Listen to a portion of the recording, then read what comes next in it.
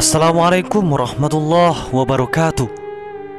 Guna menghadapi Belanda, Panglima Besar Angkatan Perang Republik Indonesia menyerukan agar Partai Komunis Indonesia atau PKI dan Partai Islam bersatu padu di bawah satu komando.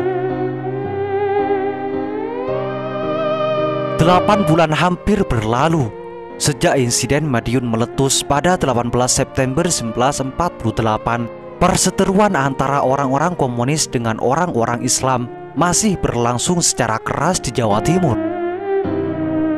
Kendati pemerintah Republik Indonesia pimpinan Soekarno-Hatta memutuskan untuk membebaskan sebagian besar pengikut Front Demokrasi Rakyat atau Partai Komunis Indonesia. Menurut sejarawan Harry Epos, banyak para pengikut FDR PKI yang lolos dari operasi pembersihan tentara pemerintah. Banyak para pengikut FDR PKI yang lolos dari operasi pembersihan tentara pemerintah.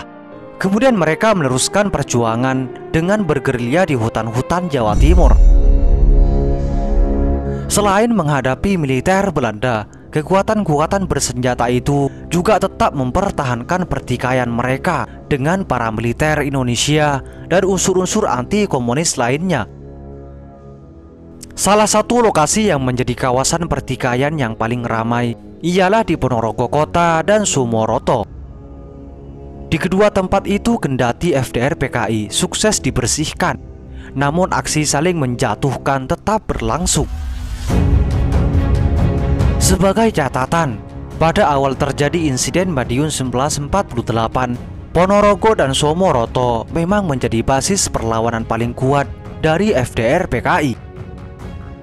Disebutkan oleh Pos, ketika terjadi penyerangan yang dilakukan oleh TNI terhadap kedudukan kaum komunis pada 4 Oktober 1948, sekira 2000 penduduk sipil Ponorogo dijadikan tameng hidup dan sekira 500 diantaranya telah mati.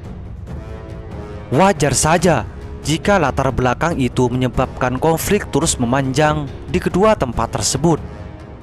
Mereka yang bermasalah seolah tak peduli Belanda telah menyerang kedudukan RI di Yogyakarta dan menguasai wilayah-wilayah RI pada 11 September 1948. Letnan Jenderal Sudirman selaku Panglima Besar Angkatan Perang Republik Indonesia merasa prihatin saat dilapori situasi tersebut.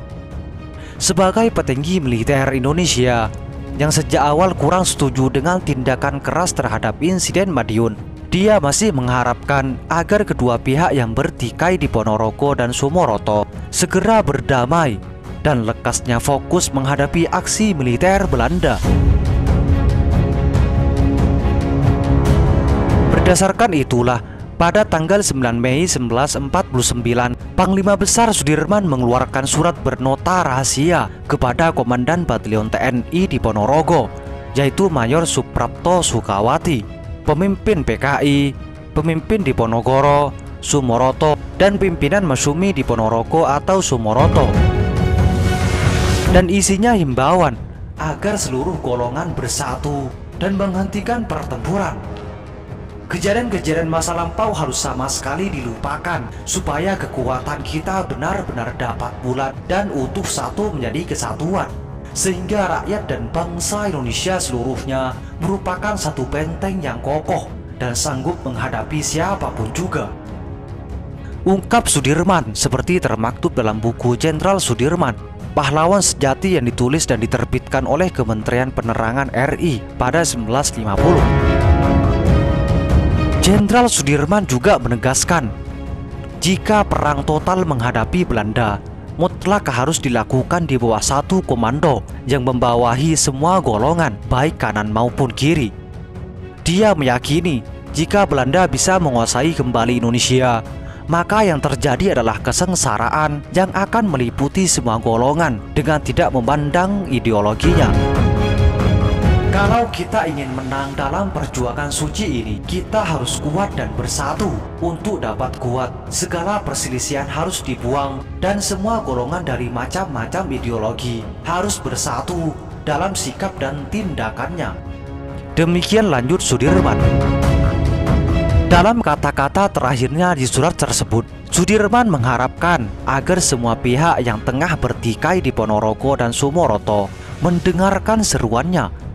Namun yang terpenting, kata Sudirman, mereka yang tengah bermasalah memiliki niat secara ikhlas untuk mengakhiri semua konflik.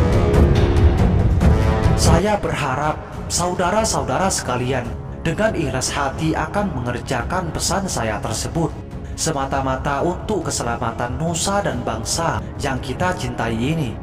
Berjuang terus dan tetap merdeka, pungkas sang jenderal. Itulah sejarah yang pernah terjadi. Semoga ini menjadi wawasan bagi kita semua dan menjadi pelajaran bagi masa yang akan datang. Semoga informasi ini bermanfaat. Assalamualaikum warahmatullahi wabarakatuh.